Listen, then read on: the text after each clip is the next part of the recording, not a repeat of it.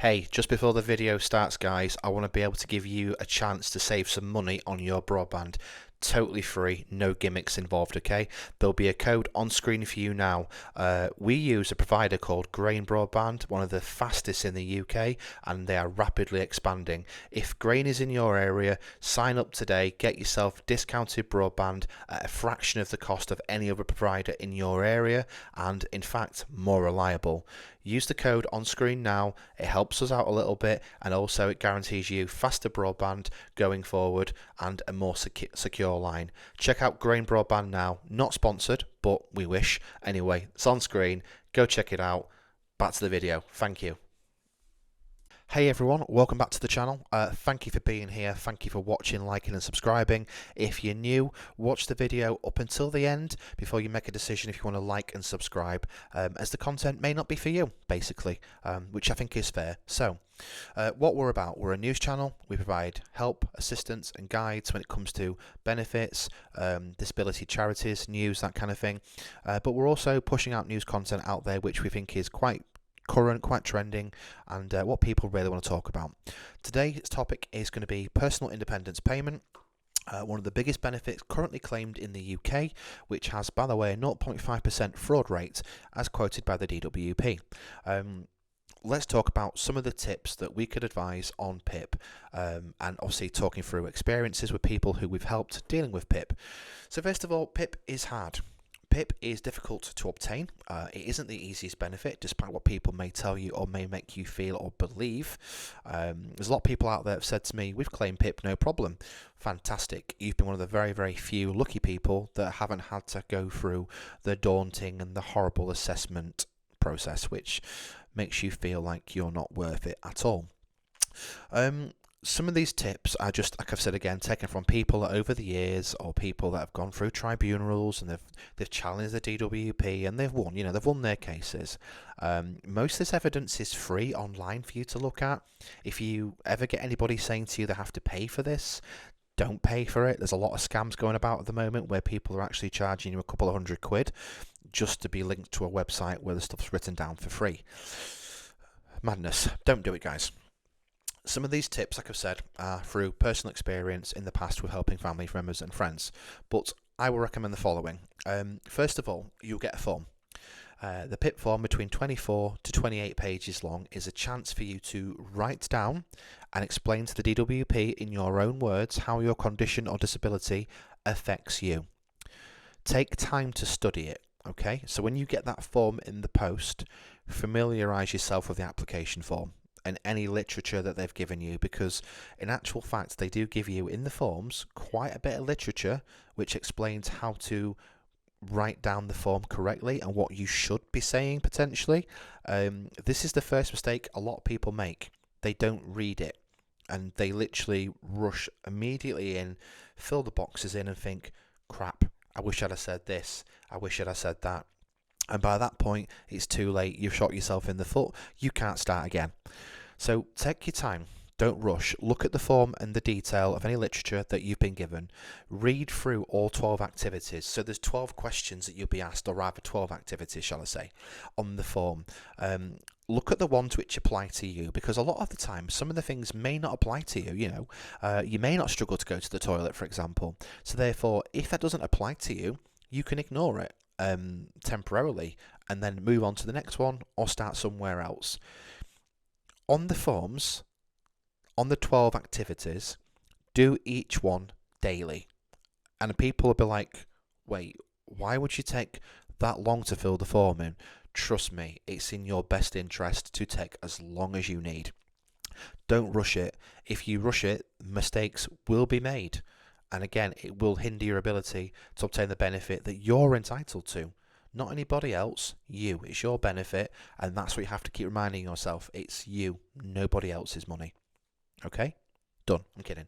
The next thing is, again, if you need more time to contact the DWP for an extension, you can request this. If you're having a hospital appointment or going on holiday, contact the DWP, immediately if you can, ideally, and request the extension. You can request an up to a 3 or 4 week extension. If you can't collect additional evidence in time, don't worry. You can add that on after the form's been filled in. not many people understand that or realise that once you filled that form in and sent it off to the DWP, you sat there thinking, oh, maybe I should have said this, maybe I should have said that, maybe I should have given them that appointment sheet. You can do that. Literally, you can write down as much as you want or provide as much evidence as need be after you filled that form in. Perfect. Gives you plenty of opportunity to get how your condition affects you over to the guys at the DWP. Simple. There's extra boxes for extra information. Always fill them out. Honestly, I don't ever like to see a PIP form being sent off by anybody with like very little information on, because that doesn't help you. If you are sick and if you have a condition that affects you, don't be afraid to admit it. Write that down in the boxes. The extra information will go a long way. It's your right. You're explaining yourself. Don't ever be made to feel like dirt on someone's shoes because of your condition or how you feel. Write down how it affects you, what you do to manage that, if anything. Just take your time there, like I've said. Don't rush it, but please do fill it in. The assessment providers, when they do their assessments with you, it won't always be obvious to them how your condition affects you if you don't write it down. Don't forget, some assessors, you may be going for a mental health assessment, and the assessor that you get may be an ambulance driver that potentially hasn't worked that much with people with mental health problems. I'm not saying that's true for everyone's case, but it has been known in the past. So please make sure you write down how it affects you, okay? Consider the following. Now, this is based on PIP assessors, and there's a couple that watch this channel, so they will probably agree with me in this particular, domain. Assessors must consider how the following factors for each activity work. Okay, so there's an approach, how the person carries out the task and what help is needed, how long it takes to complete the task, and whether it's safe. That's the first one, so the approach phase of it. The next one is the outcome, whether the activity can be successfully completed and to what standard. The impact is the third one, which is the effect that reaching the outcome has on the individual and others, and whether the individual can repeat them in a reasonable time frame and to the same standard. And the variability is how an individual's approach and outcome changes over time and what impact has on them. You may have heard this briefly in the past as called the STAR method. If you're not sure what the STAR method is, again, I'll link it down below for you guys to go and read. It is all available online for you to do so. So you need to think about your health condition or disability and how it impacts you on each activity. The problems and challenges associated with carrying out each activity, whether the problem arises during the morning, the evening, nighttime, or is it all the time, and how your condition varies from day to day, week to week, and how much it varies. This is all key crucial information that they will use to help make that decision if you are eligible, shall we say, for that particular benefit. Consider keeping a diary for 2 weeks. I know it sounds daft. Record if you can how it affects you and how it fluctuates your condition. Little things like that for you to go back to and refer to later would be beneficial, because you're thinking and you're saying, actually, I'm affected this way, I'm affected that way. So, again, it does differ. Remember the reliability factor. A person must be able to carry out an activity safely to an acceptable standard, repeatedly, and within a reasonable time frame. If the person is not able to do an activity reliably and in all the 4 ways that I've just listed above, even with an aid or an appliance, then they cannot do that activity. Again, I will try and pull up some sort of sheet for you guys, then I'll email it across if you need it, and I'll write it all down for you. I don't mind. Drop a comment down below and I'll try and get that to you. Include any of the details of any help that you get, a relative, whatever it will be. Just write it down. Consider writing your own report. I know it sounds silly. This is also to tell the DWP how you feel, and if you would struggle and you would not cope.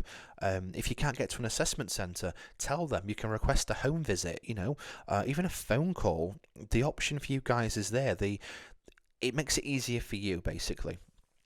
Keep a photocopy of the form. Please do that if you can. Any extra pages that you have, number them and make sure that you write on every single page your national insurance number. That way it's so we can go back to your previous forms and any evidence that they need to use to help you, pretty much.